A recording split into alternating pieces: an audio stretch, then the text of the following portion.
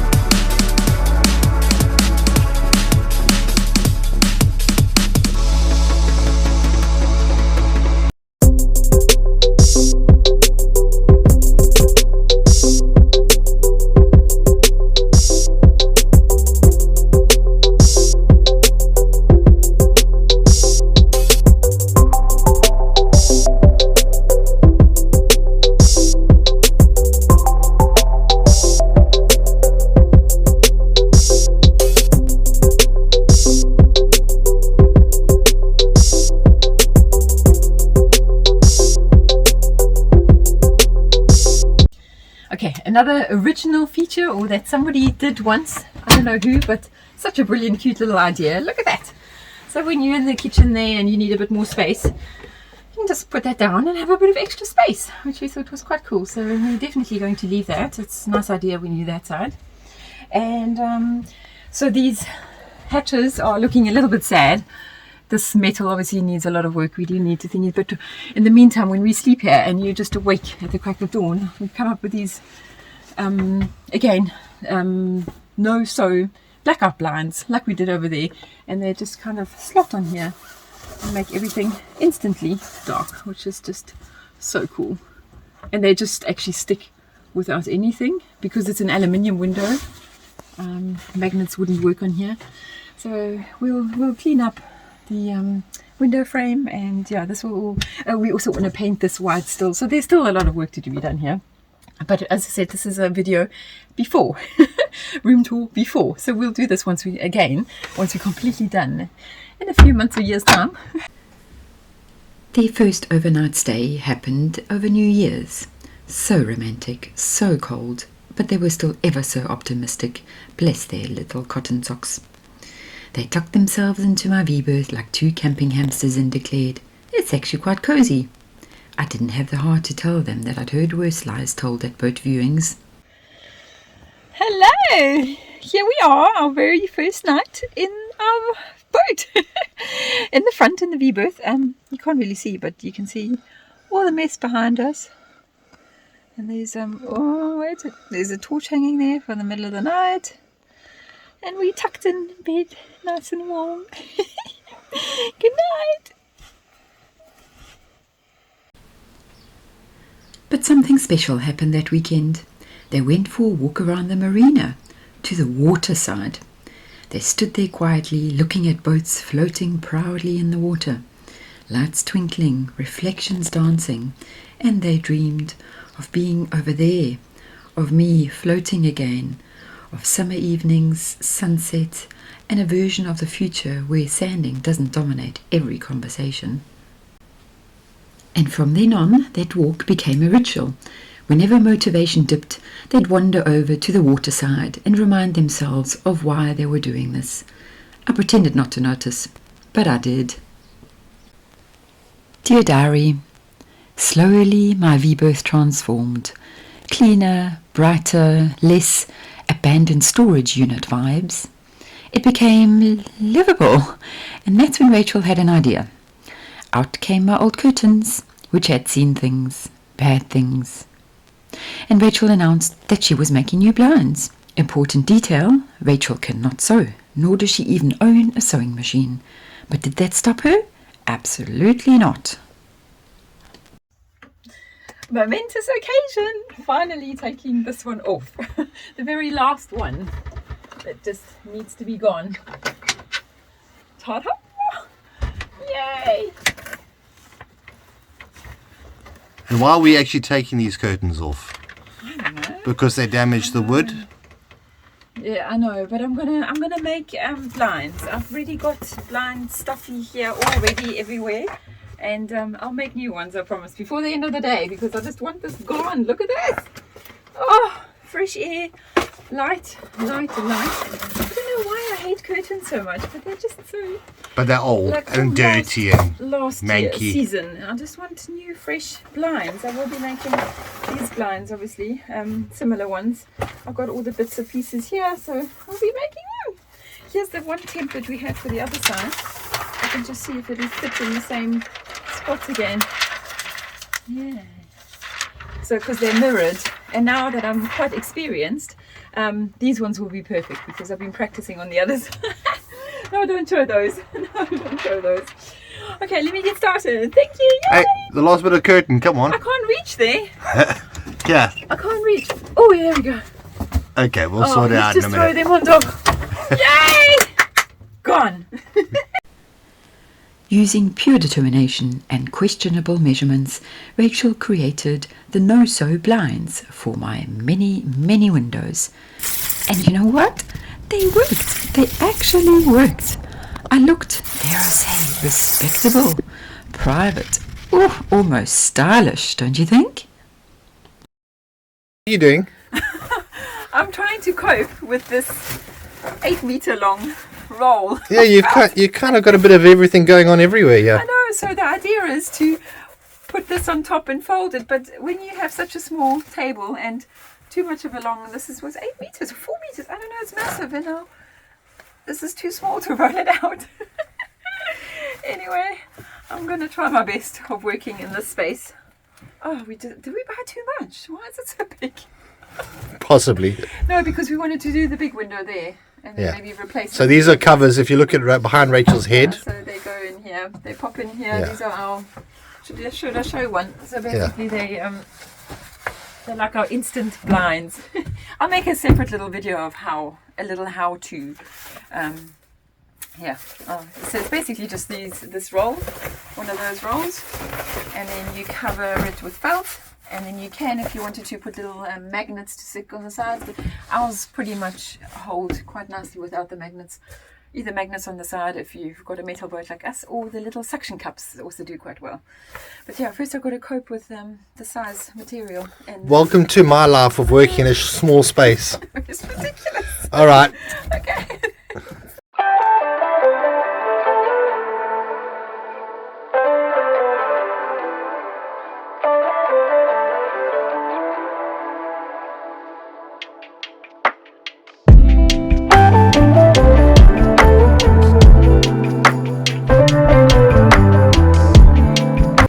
Let's give her the benefit of the doubt and steal my limelight a little, so she can explain in her own words of how she'd done them.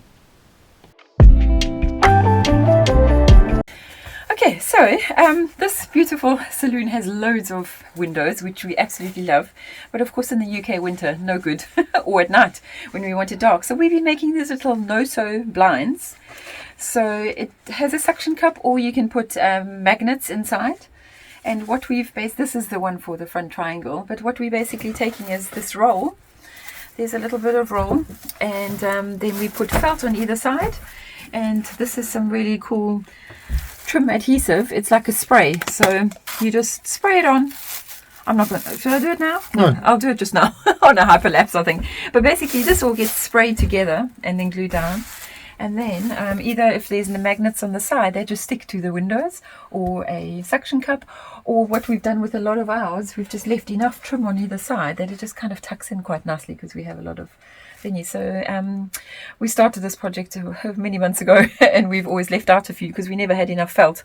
We've now bought loads more felt, another 8 meters and another roll, and hopefully this visit I should finish doing all the blinds. Completely no sew because of course I can't sew, and who needs to sew when you have this cool little spray glue thing.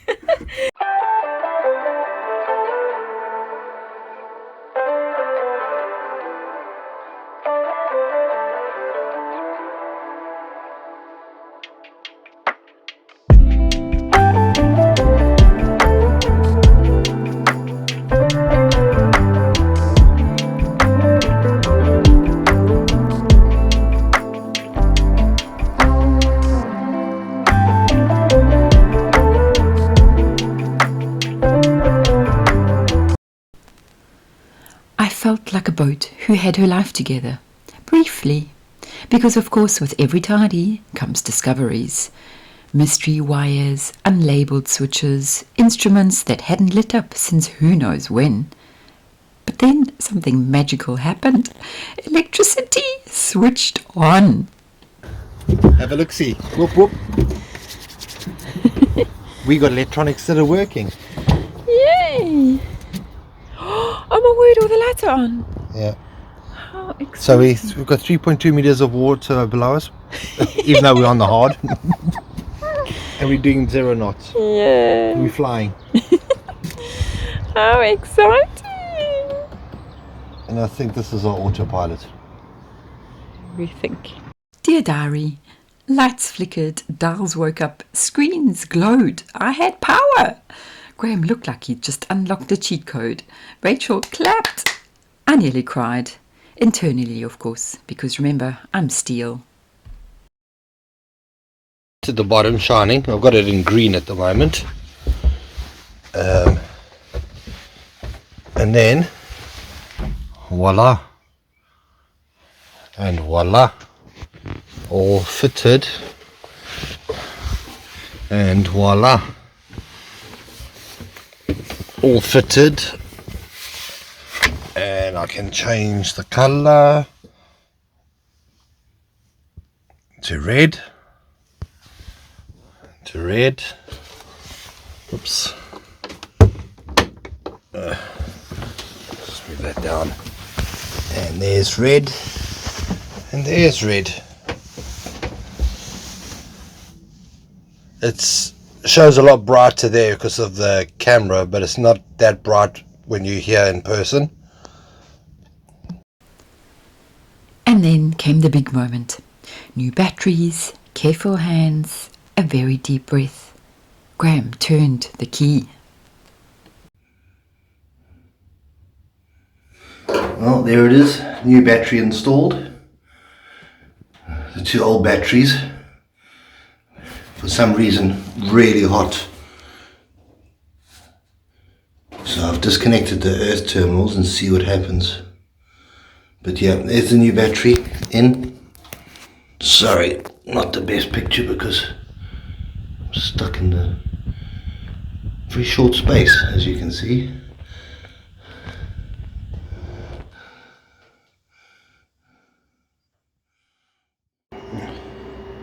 This is my little book 36 engine.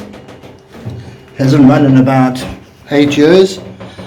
I've had to jimmy up the wiring, but let's see if we can get it to go. Hold thumbs. Whoops. Need to put power on, hang on. Right. Hold thumbs.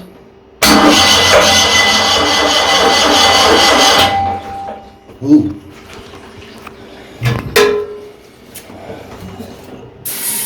Quick start.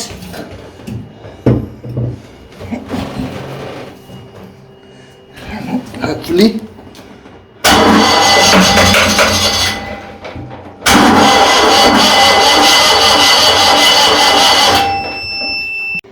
This is my little book engine, 36, hasn't run in years. I've wired it up from here to see if I can get it to start.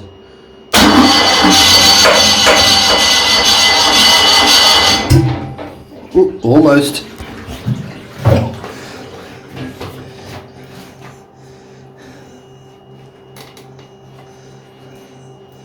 Right. Let's just see what we can do. Hold thumbs.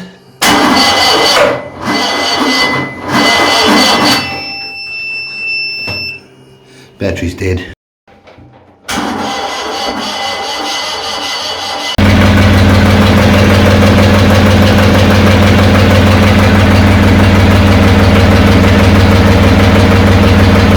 She runs!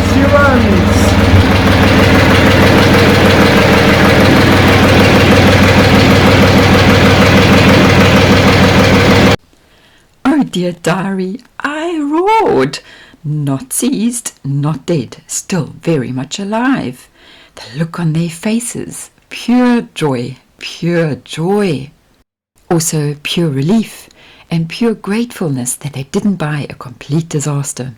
I felt proud, powerful, and just a little smug.